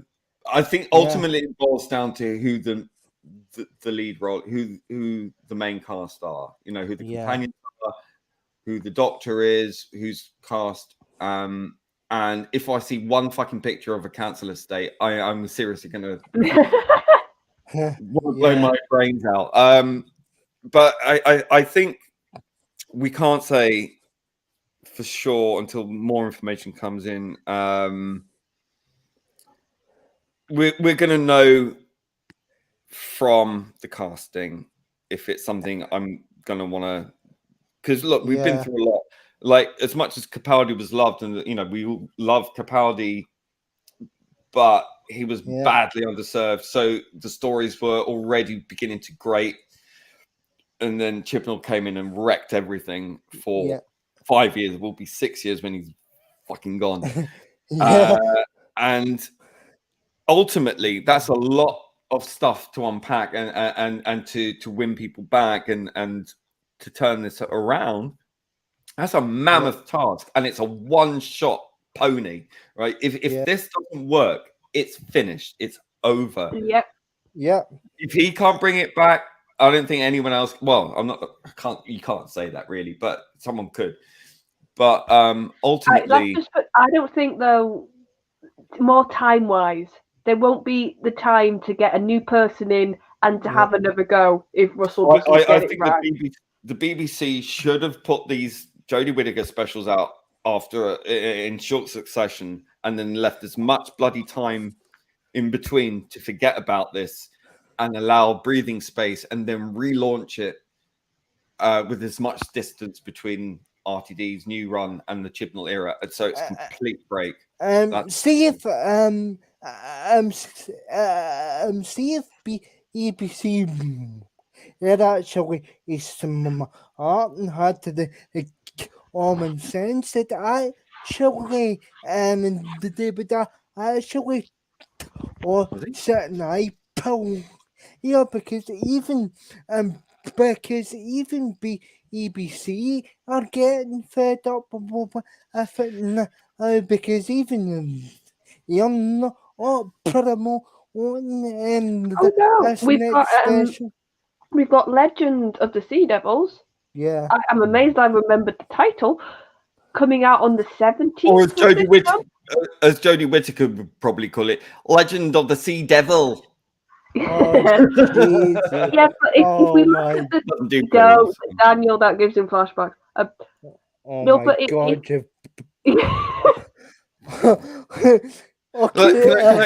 Can I make one very clear, like, to throw this into real sharp relief of how desperate things have gotten and how badly this has been spun, right? We've been led to believe that this is a success. The thing is, when you look at 2005, when Eccleston was the Doctor and came out, and the episode Rose got like, what, 9-10 million people? Yeah. Right? That was the number of people watching it live. Remember that. Like they say, the overnights were recorded differently in 2005 than they are today. Yeah. So that 10 million people watching Rose were watching it as it was broadcast. That was not the overnights with iPlayer added on. Where you can also watch the same episode multiple times, which we can predict certain people will do in the fandom. But that came later, right? That was the number of people watching as it was broadcast. 2 million were watching the last special live. So that's a drop of 80%. Yeah. Okay, and that was the on bums on seat as it was broadcast. Yeah, and you've also got to remember in 2005, because Doctor Who was such a success, it's sort of hard to remember. But when it was coming back, there was a bit of the public reaction to almost be like, why are you bringing it back? Yeah. It wasn't seen as it was going to be a dead fire hit. Well, it was still a joke. You can see that when Russell was doing interviews or when he would speak about it years later. He was really not sure, I think, if it was gonna, hit with the British public. He knew his entire career was on the line, you know. But of all due respect, Charlotte, I mean, in RTD, he has a much bigger job on his hands. I don't know than he did back in 2005. Oh yeah, I'm just saying though, for that first episode to watch, it was a big gamble and a big chance whether series 1 was gonna get the view figures it got. Yeah. There was a lot of things saying it wasn't gonna do as well as it did just on paper. Yeah. So for it now to get to the state where it's 2 million people live, that for me, I'm just saying, if you look at the circumstances as well, that makes it look even worse. I think what the current era is doing. Delta and the Bannermen, Battlefield. I think Battlefield, isn't it? Rabbi was saying Battlefield episode 1 was the lowest rated of the classic Who era at just over 3 million, 3.1 or something overnight. And obviously overnight meant people watching it live as it was broadcast, but also people who didn't watch it live because Coronation Street was on the opposite side, recorded it on VHS, right? Which you can't calculate. You can't factor that in. But that would have surely have added at least another 500,000 to 1 million. So easy, But- yeah. Yeah, and people think, oh, not kids these days don't think that VHS was, everywhere. Everyone had it. We did. I mean, I came from a relatively poor background, but we still had a VHS recorder. Yeah. So it was ubiquitous. So there was that was never factored in. And in 2005, the iPlayer isn't like it is now. And Yeah. that number. I'm trying to think. Did we even have an iPlayer in 2005? Well, I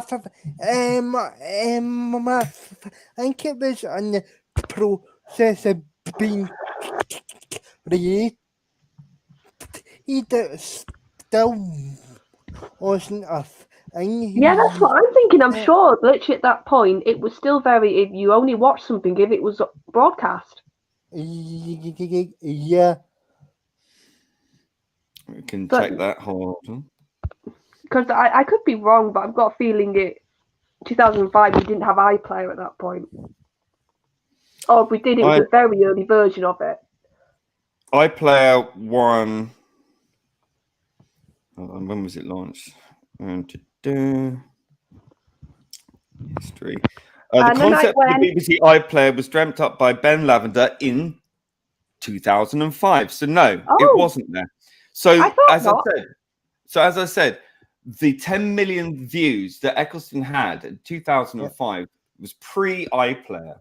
So that 10 Yeah. million was people watching it live as it was broadcast, right? And to this day, right, that last Jodie Whittaker special was 2 million live, and it's nowhere near fucking 10 million now. I can tell you, and that's with however many bloody months since, right? So it's that's a huge decline. That in live views, that's a drop of 80%, right? So people can say, oh yeah, but she is still a success because so many. Yeah, right. You can. We know what these stands are like. They'll probably watch it on the loop, so it just records higher ratings. Like just look, Jodie's great because we've had it on the loop for 5 hours. But it really does show, right? How they spin this, right? Even in that interview that was had with that guy. Oh, Stevens. Yeah, no, not Street. Well, he's king of spin, but no, the guy who reported on the live figures in the Doctor Who magazine. Can't remember his name. Oh, Tom Ellsbury. Yeah. There we go. So when he was interviewed by Eddie, Yeah. that wasn't even mentioned, and I think that's quite interesting. It's things that are omitted from the narrative, which is very telling. It's when you find those, when you peel back the skin of the onion, and you wait a minute, you didn't mention that, but that when he released those numbers in Doctor Who magazine, it opened a whole can of worms, and they've been trying to shove the genie back in the bottle. I'm mixing my metaphors. I don't give a fuck. But it really goes to show, once you start digging a little bit deeper, that's that onion layer a bit deeper, you find out, hold on a minute. So the overnight figures as recorded now and compared to the overnight figures recorded in 2005 and conflating those two as the consolidated is disingenuous because you're comparing apples with pears, right? Or apples with oranges. So 2005, 10 million was live, and this was 2 million live. Yeah, because that's one thing that I'm so ready for when RTD era does come. Yeah. That we will hopefully not have to hide anymore how the show's doing, and we can just have an honest discussion. It's a constant gaslighting and being told to shut up or having people dogpile you on social media to try and shut you up in this online struggle session, this whole culture of these awful people who will not accept that they are wrong. They will spin and spin. And it's interesting how they side with the corporation, isn't it? All these wonderful people who want to talk about, inclusivity, and they all take the party line, they all take the conformist line, they all take the corporate line. And it's like, what are you doing? If you love something, you don't just love it and support it when it's dying on its death. You don't ignore something. You don't ignore the sickness of something you love. You treat it because you care about it. And by talking about what's wrong with the show, it's not because you hate the show, it's because you love it so much, you want the best for it. And these people are acting as if we're crazy, we're liars, we're bigots, we're this, that, and the other. And we're not. All we do is care about our show that we've loved for so long, and we want to see it flourish and do well. But we can't lie to ourselves. You might be able to do it. You might be able to say what the BBC is saying and say it's gospel. But we are individuals who think a little deeper here and are not going to be gaslighted or told to shut up or be called names and chased offline and all the rest of it. And it's so toxic, and we get called toxic. Everything's projection with these people, but they will never, ever admit that they were wrong. They will never see the problem that is quite clearly there. And the fact now that we can actually say 2005, there was no iPlayer. Consolidated figures were live figures. And I think people just saying in the chat, red button a year later might have been a way to rewatch it. Yeah, but we're talking about Rose, comparing it with Rose, which, on its own, overnight, which was live figures, was 11 million, as Cynix pointed out. And the live figures were 2 million for Jodie's last special, and the lowest rated, right? And then they add in watches, the people who couldn't be bothered to turn up to watch it live because they can watch it. That's what they're talking about. TV habits have changed, right? That's the thing. But even with the TV habits that have changed, you have more opportunity to watch it, actually, not less. So it should have more views, but it doesn't. You see, because it's not good anymore. It's very simple. It's basic stuff, but they will never admit it. They can't accept that it's been an abject failure. And I think it's not helpful or healthy to lie to yourself to that degree about something that is so glaringly obvious. And you can't ignore that. Obviously, RTD didn't ignore that. And I don't care what he says about how much he thinks Chibnall's great and Jodie Whittaker's great. I don't believe him. I do not believe him. He's talking corporate speak.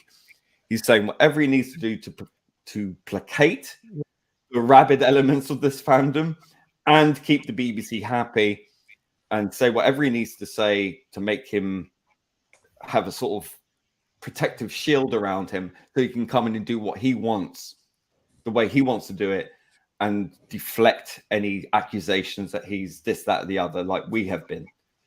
Because I think he knows. He knows. But I think he's got to be careful because he's sort of playing a game right now a little bit on social media. Very political. And he always has been. I know, but I'm thinking, no, I'm talking about the interaction he's doing on social media, which comes across to politics. Me. Yes, but I'm just saying in the regards of he's just, like I said, he needs to be careful because these certain fans he's trying to sort of give little things to or do little things for, they are expecting a certain result. And he's been blocking them. He's been blocking them because they've been on it. Like, because once they got a snifter, that little drips of information, they've been piling in and digging and becoming obviously an irritant. So, he's had to, okay, back off. By all reports from their own mouths, their own tweets saying, "Oh, he's blocked me." So, well, is there any wonder? You've been a nightmare to us. You've been a carbuncle on our backside for the last few years, and now RTD's seeing you guys for what you are, and we're the more sort of like, hey, we're chill. RTD, we'll see what happens. Exactly. These yeah. are the ones making all these demands. We just want to go, look, please just do a good Doctor Who story, characters, male Doctor. That's what we want. Yeah, and yeah, and the show should be made or everybody, or everybody is not for on very small section of the Well, that's it. fandom. That's it. Because when you make a show purely for ticking boxes and calling it diversity and inclusion, if it's so diverse and so inclusive, why Yeah. are less people watching it? It's not because everyone's a bigot or a racist or it's because it's bad and because you're pandering to a fictional audience, right? And you're actually turning people off who are part of those diverse and inclusive groups. You know, I'm a gay man. I don't like it. You get I'm a black woman. people I say- don't like it. exactly because we feel patronized. It's that Yeah. simple. We don't want that. The main audience doesn't want it. The general audience doesn't want it. The main fans don't want it. The fans have been around for a long time. I don't care. These older fans who want to keep up with the kids and go, oh, it's all right, really. You know, like I've been watching since forever, and you know, I love Jodie. Fine, but you should know if you've been watching it that long, that is not how the Doctor acts. Not the Doctor. But see, to be honest, though, I've never actually saw that on social media. Is there some older, is there some classic fans, sorry, that'll come out? Yeah, they're probably radical Because Marxists, you know. because They're scared to death and they're just saying it as a bit Yeah, of protection. because I've never saw that from the classic fans. It's more still well, you, fans around Daniel, in Charlotte's age. yeah, I mean, like you do get some classic. Well, they say they're classic. I mean, I've got no reason to not believe them, but like, Yeah, it's like Hollywood when the riots Yeah. happened in America. It's like, oh look, we're on your side. Hey guys, don't burn our houses down. We're with you. You know, I think it's the Yeah. same mentality. It's listen, a fandom that is enthralled by fear of saying anything out of turn is not a fandom that is equitable for everybody.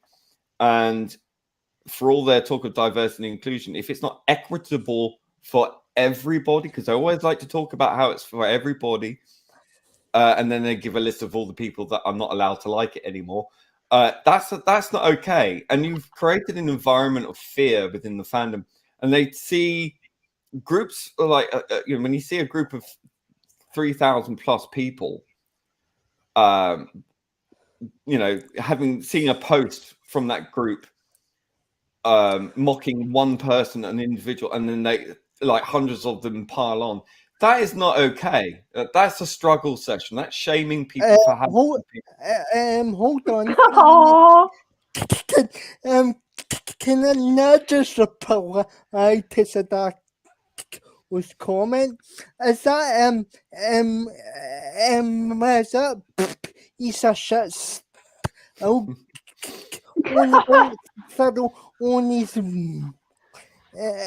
Pharaonism. He are out and talking everybody's person's no Facebook posts us till until yeah, non something because I don't have a shout out say the guy's name on it. Yeah, but Palm but Palm who is a right first Aston magazine get a yearnings on it and about something I said about the B about the B yeah I know he has been in better than the current been in better than the current shite that we see on seeing BBC out and like you shut up as soon as sure as soon as Charles and Bill on it jumped on him it's shot Shams Shams elf is was basically it's on him because there was no response from him after that because they were ESG because we ESG asshole decided to stalk my own personal Facebook post and They've got no boundaries. They They've got no haven't. boundaries. what me in the comments. These It people was live in so glass funny, houses. though. They live in glass houses. They throw stones, but they can't. Everything they believe in is on shifting sand, right? They've got absolutely no spine, no backbone. They've got no foundations to base any of their claims or anything on. It's all about gaslighting and othering other people. And they don't have any boundaries, right? They're constantly on the attack. They're attack dogs because they're always vigilant about anyone who goes against the message. It's anti-critical thinking, right? They don't like independent thought because independent thought raises alarms because they are that insecure about themselves that they have to project onto other people. You must be like me, or else everything I believe in is wrong. I can't have that. I need that certainty. And so having two of us, me and Blair, Yeah. like I was the nice one, folks, in comparison. Yeah. No, but it was quite funny because I saw your post and I was like, "Oh, that's lovely." Daniel's put that, and then I saw his comments, and I was just like, "No, you're not being smart like the smart aleck with Daniel." These people think they're intelligent. So funny. They're the most banal, stupid, creptitudal. I mean, like these. Oh, I mean, it's like they have no individuality, no personality of their own. They graft it on by public opinion. It's like a tattoo of personality, right? Or a stamp or a barcode of personality. They think they're the Doctor, but really they're the Cybermen. You will be like us, or you will be cancelled. Gregory says, "Have I seen the movie Excalibur? Patrick Stewart is in it, and he had hair." I remember when I was, I don't know, about 12 or 13 or something like that. I had a TV in my room, and I switched over, and this music came on, and it was O Fortuna from Carmina Burana, Karl Orff, and it was Excalibur. And I was, what's this? It was like this Arthurian legend. And I had my finger pressed on the button changer of the TV because that's how it was back then. And it was paused, and I stood there with my thumb ready to change the channel. And for the whole movie, I stood there with my thumb ready to change the channel. I was absolutely transfixed by that film. And to this day, it's still the best Arthurian legend film ever made. And I mean, the cast alone is phenomenal. The set design is phenomenal. The everything, just the soundtrack. I was there waiting for Karl Orff to come because I'd never heard it before at that point, and I was transfixed. And yes, so yeah, I have seen it, and I absolutely love Excalibur. That film is just amazing. It's not the perfect, but it's beautiful. So guys, we've had the who are called Eddie, so I'll get so I'll get used to do right now is to our channel shout outs, as I'm going to wrap it up. Here it's been a very interesting conversation, and by the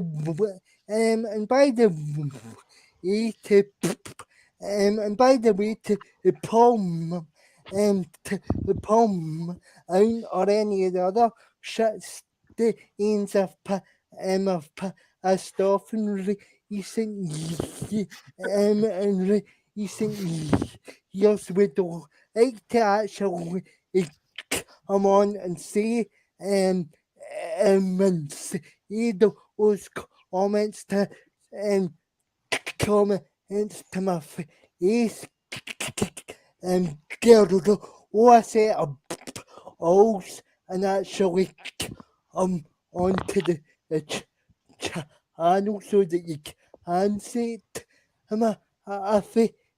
So anyway, Coward. They all are. They're all cowards. If they met me in person, if they met you in person, they wouldn't know what to do with themselves. They'd turn up and run a mile, and leave a brown stain behind. So anyway, Charlotte. I love that. I have to follow what you just said, Val.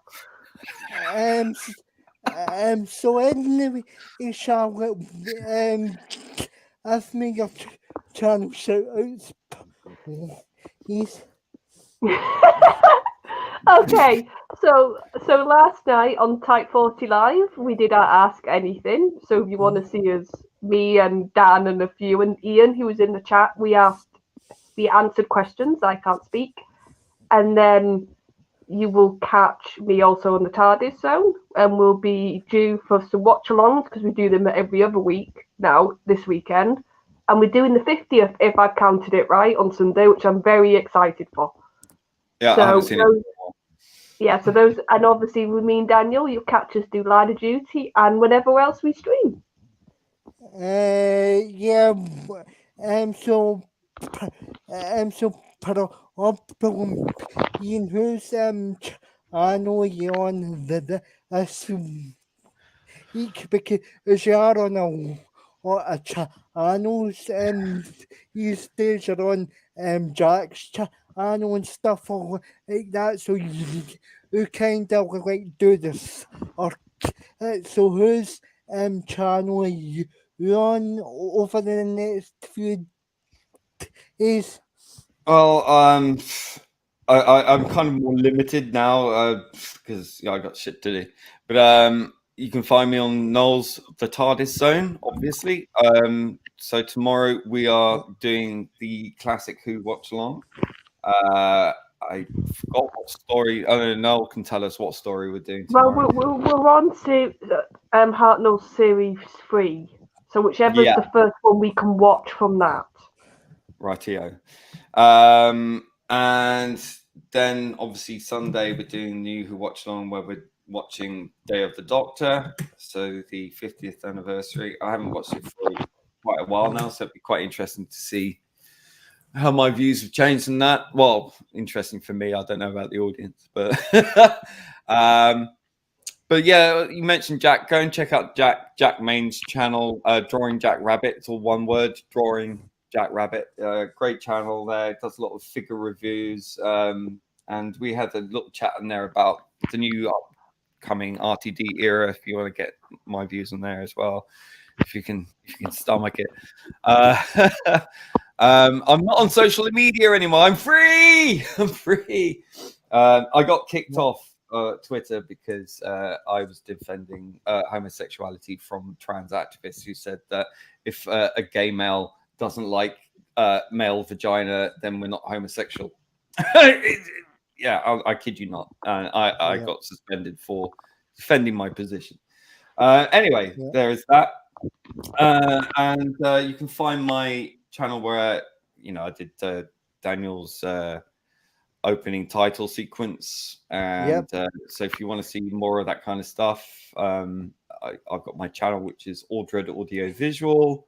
I need to put some more stuff on there, like there's lots of music stuff. I haven't put anything on there, so I don't know, I might just dump a bunch of things on there, so music stuff and visual stuff and have separate things on there. So I'll see what happens. Yeah, things are tough at the moment, so I might put a PayPal link in there if anyone wants to help fund it. That's also good. So I'm thinking about that. And no one's obviously obliged or compelled to do so, but you know, it helps. Every little helps. Yeah, and yeah, we did a little Ghostbustery thing the other day. We did watch on Ghostbusters 3, the game movie thing on YouTube. So that's on Noel's channel, The TARDIS Zone. Go and check that out. Also, if you would, one of our own passed away before Christmas, Alpha Omega. And his channel's still up. And if you could just go and subscribe to it, just put in Alpha Omega, Blake 7 or 40 Towers, and it should come up.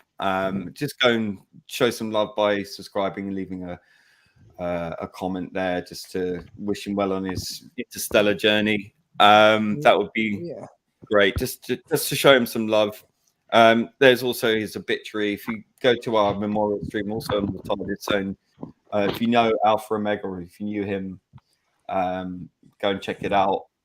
We had a little vigil, kind of little memorial thing, and there's a link there to his memorial site if you want to leave a comment there as well. There's a link there. That's it.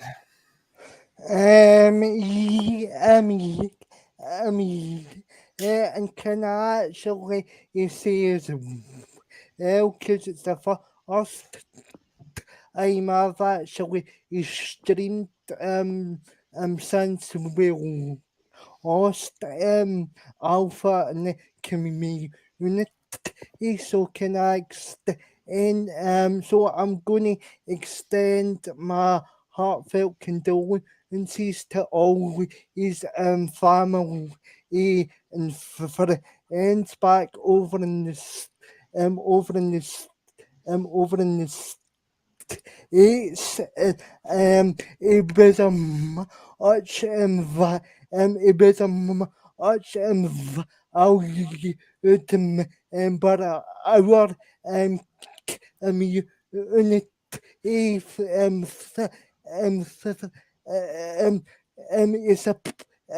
a what it all our channels and on a personal level, then Ian Charlotte were at for the trolls on our I just in Alpha was one of the first people to actually he sent me a message saying that I should keep up and I should keep up what I'm actually trying to do on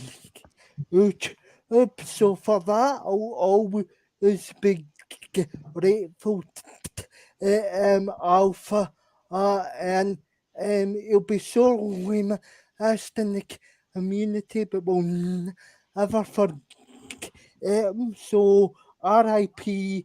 Alpha. Yes, rest in peace, mate. Oh, and we will be doing some Blake 7 watch-alongs as well, because that's what we were doing on his channel before he passed away. So we'd like to honour him by continuing the love of sharing our love of Blake 7 as he would have wanted it.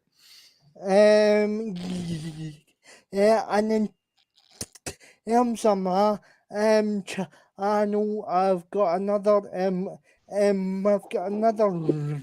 wrestling stream with on the 15th of April. We'll be talking all things Triple H, because Triple H was a wrestler of the so through the height of our fandom, and it comes um, and it comes to wrestling and stuff. We'll be talking about favorite wrestling matches, promos, and Triple H's and Triple H's and what Triple H's say on the history as the so that'll be a pretty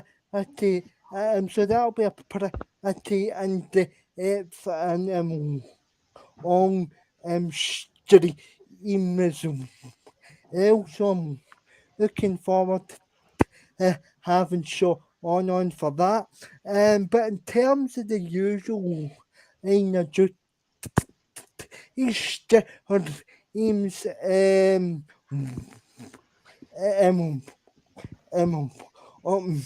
Ian Shaw have both decided to is pick them back up and because Shaw it's also and covering mode and obviously I'm a bit busy obviously so we'll pick it back up and for or and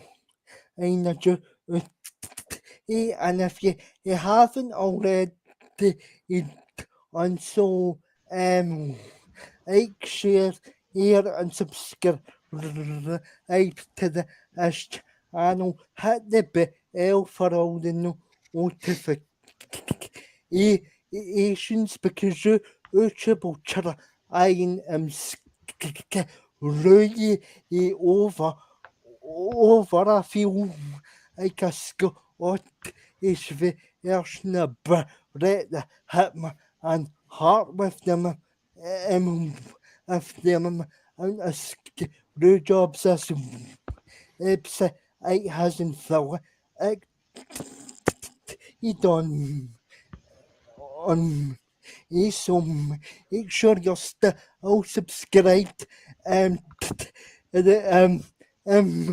make sure you're still subscribed to the channel. Thanks for all the support and all my live streams, but especially on the on tonight. Enjoy the rest of the year and safe, but without any further ado, guys, here's the sexiest trail are on YouTube and the guy and the guy and the trail are isn't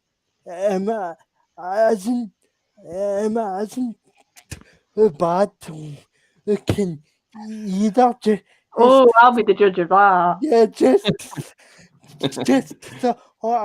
that and so enjoy the rest of your weekend. I mean, I certainly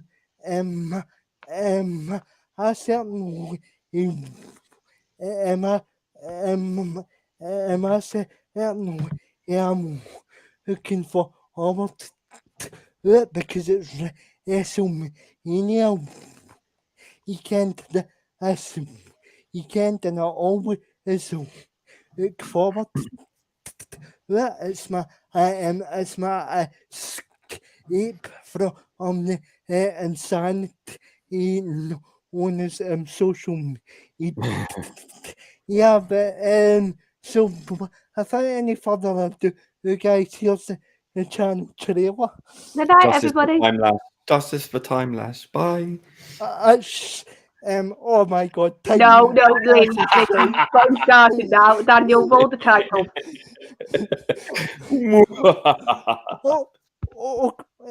Okay, that's me.